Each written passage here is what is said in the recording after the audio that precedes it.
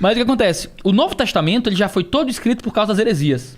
Então, as epístolas de Paulo, as epístolas de Pedro, era constantemente corrigindo problemas nas igrejas. A primeira grande heresia do cristianismo eram os judaizantes. Era a galera que era contra Jesus e era judeu. Maravilhoso, tô tentando botar a fumaça pra trás pra não... Isso é vapor, isso não vai dar, isso é vapor. É só vapor, beleza. Eram os judaizantes, só a galera que cobrava que o crente fosse meio judeu, assim. Para o judeu, a conversão religiosa era um tipo de conversão civil também. O cara se circuncidava, fazia parte da nação de Israel, e nunca era judeu de verdade. Ele era um prosélito, era um cara de nível B, digamos assim.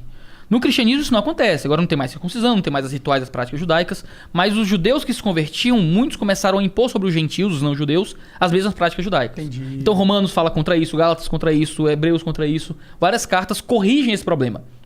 Explicando que a salvação não é por obras, a ritualística do passado ficou no passado, agora a gente tem uma outra coisa, não é? Que é a concretização para onde a ritualística apontava, não é? No Evangelho de João, ele começa a lidar com os cristólogos chamam de protognosticismo. Porque o gnosticismo é uma heresia do século II. Tem um primeiro pai da igreja chamado Irineu de Lyon, que escreveu um livro chamado Contra as Heresias, que ele lida com o gnosticismo e tal, em 4 volumes.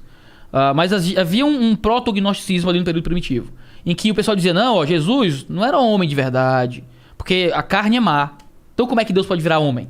Se a carne é intrinsecamente má. Isso, inclusive, um paradoxo da minha cabeça de Deus encarnar, mas... E é o que João responde no evangelho dele. Ele diz, a gente tá falando do que a gente viu, do que a gente ouviu, do que a gente pegou. Ou seja, acredita em mim. Eu recostei minha cabeça no peito dele. É isso que ele diz, né? Acredita em mim, confia em mim. Confia em mim. E eu morri dizendo que é verdade, entendeu? Eu não confio, mas vamos lá. Tudo bem.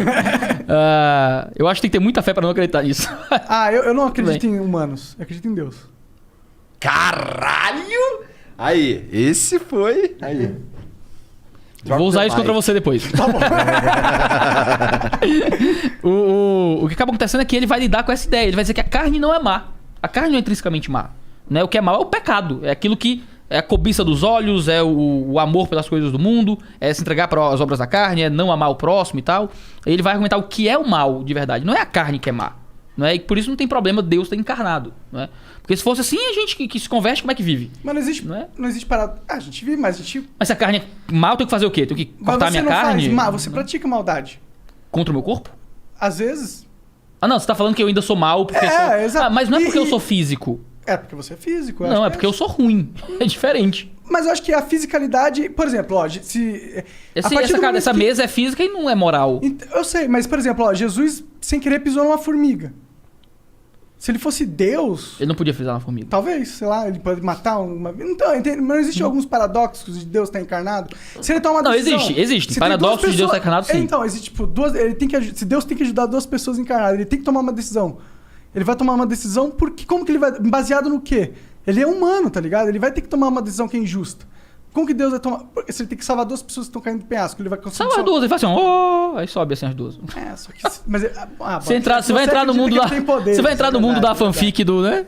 Se vaca voasse, chovia leite. Você acredita que Jesus tem poderes, ele poderia fazer isso. Claro. É que você tá tentando limitar você tá criando hipóteses tão fora daquilo que é o normal do que se lê e tal, que é difícil até... É que eu acredito que a física existia. Mas se Jesus fosse transgênero, e se Jesus fosse, sei lá, fosse manco... E se Jesus obedecesse a física, é isso que eu tô falando. Ele é o criador das leis da física, né?